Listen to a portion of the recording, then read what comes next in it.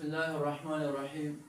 ګوره محترمه دې پسې بل قانون چې کوم دی نو هغه یو دغه والا قانون دی.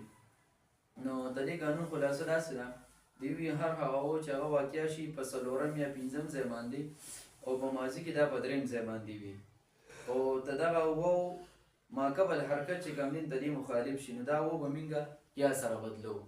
لکه دا څو ګورئ دلته کې ورکړی دی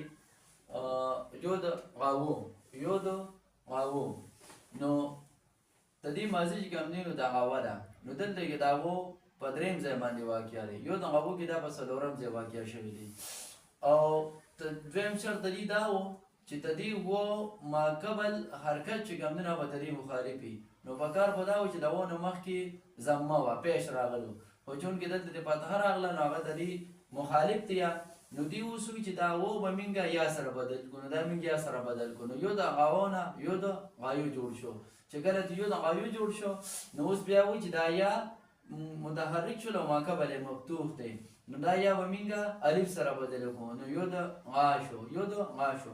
دغه شان چې کوم دی نو تو د غاوو نو تو د غایو شو او بیا چې کوم دی نو تو د غا شو. دغه شان او د غاوو او د غایو شو او بیا او د غا شو. دغه شان نو د غاوو نو د غایو شو بیا نو د غا شو.